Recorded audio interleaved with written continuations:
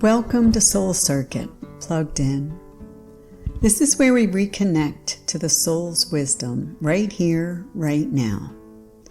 I'm Sherry, and this first season begins with the story I've lived into most deeply. What it really means to be chosen, to belong, and to remember who you are, even when the world seems to forget.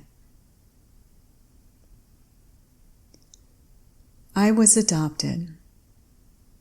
I have 3 siblings, all from different backgrounds and family structures.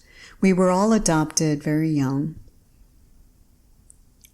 And growing up adopted had its interesting dynamics. Sometimes I didn't really feel like I belonged anywhere. I was so different. Each of us are so different from the other. My father was a physician. He was absolutely a love in my life that I miss dearly. And my mother is a incredibly talented horticulturist and botanist. And she stayed home, worked in the home to help raise us, along with a live-in nanny that we had for many years as I was younger. And with that, each of us grew in different directions. And my daddy, who was in the medical field and very fascinated with genetics, and he has a twin, so he and his twin were side by side in life together until they both passed in their 80s. He was fascinated with the debate, nature versus nurture. And so through the evolution of our respective paths, we've all developed into our own being. And there is no right or wrong as it relates to nature, meaning genetics, biology, versus nurture, meaning environment.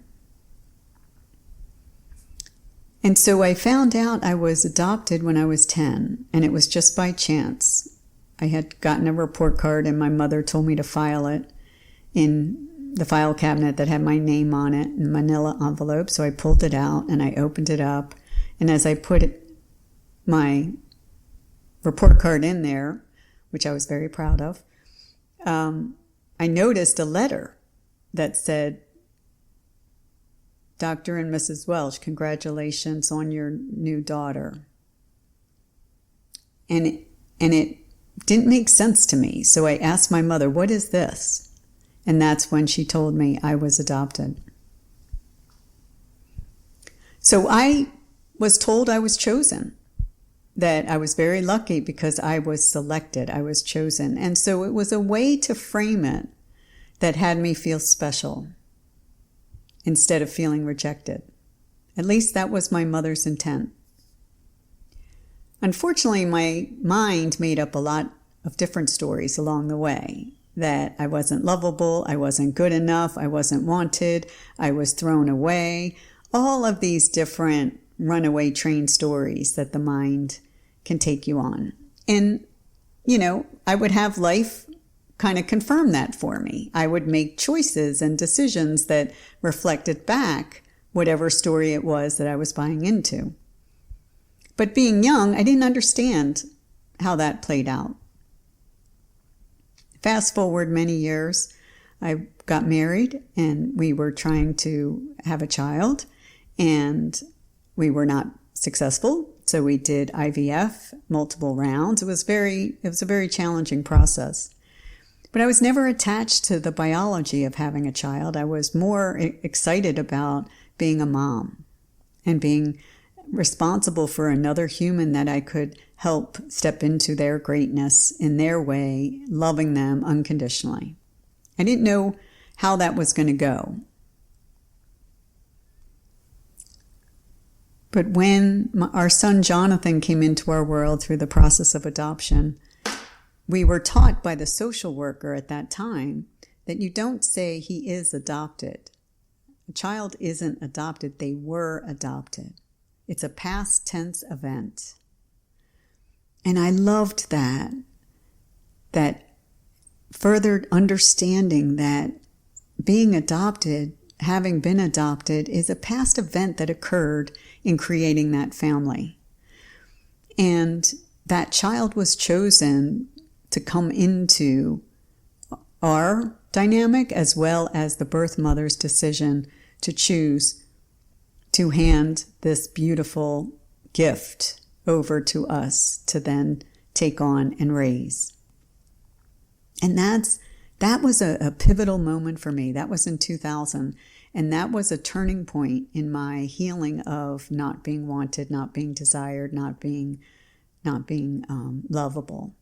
However, it didn't mean it instantly changed overnight, right? It definitely was an anchor that grounded in me, rooted in me. Yet it took lots of tending that garden and nurturing and watering and fertilizing for, honestly, almost decades to get to the point of where I am today.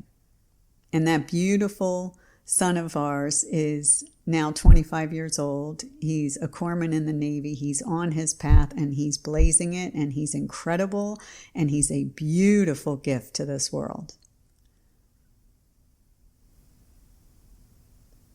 So the circuit has come full circuit, right? Our soul connections that I have with my son and with my daddy and with my brother and the sister and other brother and my mother, like each one has played a pivotal role in what my soul came here to experience.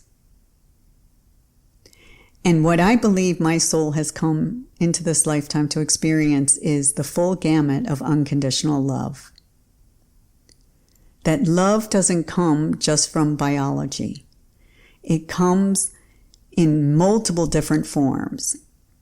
And it comes in a way that is simply available to each and every one of us to open to the beautiful being that is a part of my world. And in this case, I have many that are a part of my world that I unconditionally love. It doesn't mean I didn't have conditions on what I thought love should look like and how I thought I should have been loved and how I thought I should have been treated. And believe me, I've had many, and we'll talk about them as we go here. I've had many examples of how that lack and limitation mentality I would fall into in being human would take me into those paths of conditioned love. And so I have experienced both ends of the spectrum and everything in between. And I'm excited to continue this conversation with you all in how each and every one of us has been chosen and have chosen to live the life we're here to live. Thank you for joining me in this episode of Soul Circuit, Plugged In.